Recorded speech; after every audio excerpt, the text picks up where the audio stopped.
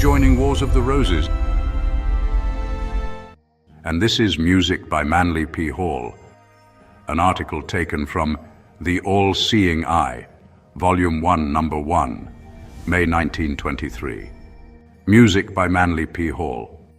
There is no power that holds so great a sway over the hearts and souls of living things as the charm of music. From the earliest dawn of time, when the primitive civilizations of the world were in the making, to our modern and apparently more ethical day, the life of man has been softened, his expressions molded to nobler ends, and his emotions raised to more lofty heights by the power of harmony and rhythm. In the early days of the world, the children of the earth learned to imitate the eternal music of nature, the singing of the birds, the moaning of the winds, the swishing of the waves on rock-bound shores, the night cries of bird and beast.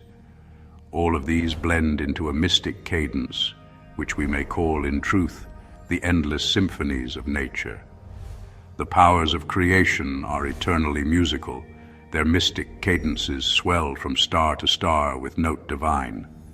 All nature, seen and unseen, formed and unformed, listens in rapt awe to the endless symphonies of the great unknown.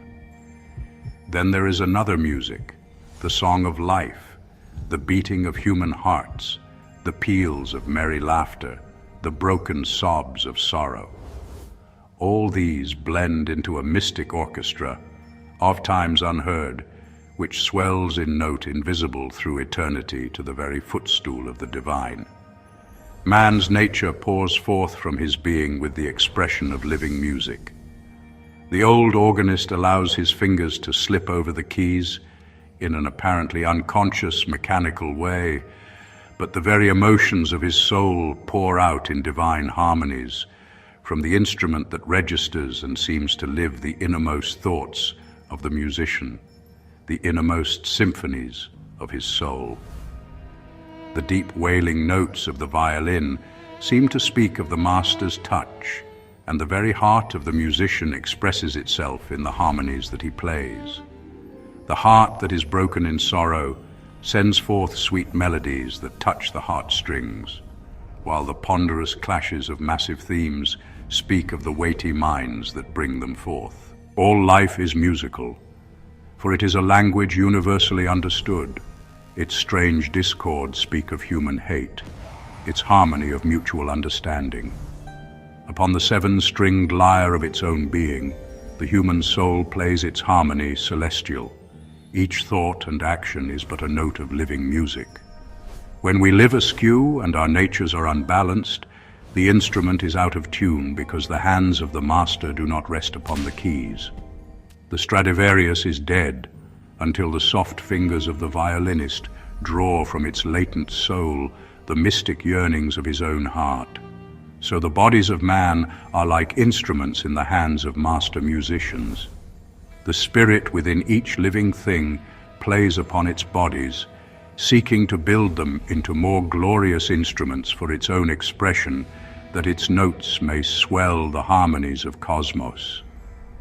When man's life is a sham, when his heart is cold, all the sounds from his living keyboard are inharmonious and discordant.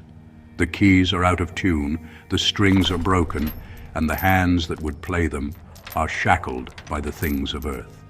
But those who have labored long and suffered much are mellowed like old violins. The ages of sorrow and suffering have brought out the greatest that is in them, and they are masterpieces in a master's hand.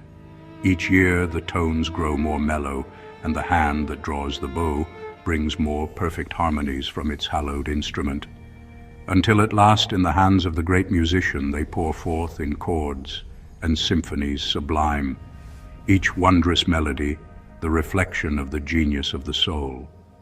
Music is a wonderful thing.